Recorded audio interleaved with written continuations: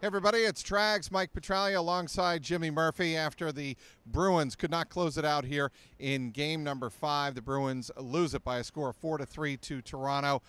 Unlike 2013, Toronto was able to hold on to a 4-1 lead. Let's talk about game 6. Okay, yeah. Jimmy, and what it's going to take for the Bruins to close it out, something they were not able to do in 2013.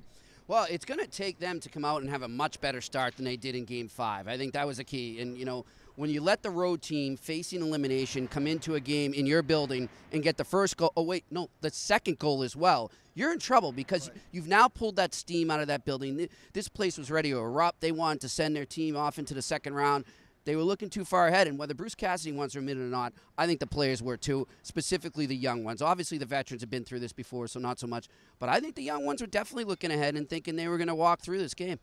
All right, Nazem Kadri made his return after a 3-game suspension for his hit in game number 1. He was a big difference, I thought, in game 5. What does Bruce Cassidy do, Bruins coach, if anything, to counter what Mike Babcock was able to do in Game 5 in terms of switching up the lines? Well, I'm going to say something I think a lot of people are going to disagree with me on, but I didn't think they had a great game in Game 5, and that's Chara and McAvoy. And one of the reasons I think it was the whole series they had been facing Matthews and Nylander together.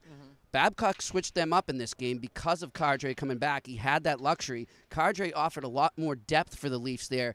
They're going to need to figure out how to match that depth up front, like Babcock's done with the Bruins' depth up front. Do you think about maybe splitting McAvoy and Chara up? So they've been great shutdown guys until Game 5. Do you maybe put them in 2 different pairings so then you're matching 2 lines instead of 1 for Toronto? How do you think Zdeno Chara's looked in this series overall? I thought this was his only bad game. I really did. I thought Game 5, he struggled, but overall, I think he's been great. He's gone about his business. He hasn't done anything flashy, but that's it. He shuts people down. But I think the rest of the defense right now really needs to figure out again. I saw it again like we did in Game 3. They got to close those gaps through the neutral zone. They got to prevent that transition game from of Toronto to get going there, because if Toronto can continue to do that, you're going to see a Game 7 in this series.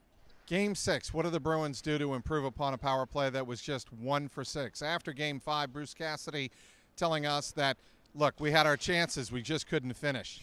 I think they were trying to look for the pretty goal a little too much. I think you just got to go down there, and I said it to someone next to me in the press box during the game. I said, they need a dirty goal here. They need a big – who cares how you score the goal? Who cares if you cycle it around and make it look pretty? Get the dirty goals. That's how you win Stanley Cups, and that's what they need on that power play. The Bruins are looking to end this series north of the border on Monday night in game number 6 after dropping, a little bit surprisingly, game number 5 here at TD Garden by a score of 4-3. We'll have you covered on CLNSmedia.com and obviously on Twitter. Be sure to follow us there at Bruins CLNS. He is Jimmy Murphy. I'm Mike Petralia, CLNS Media.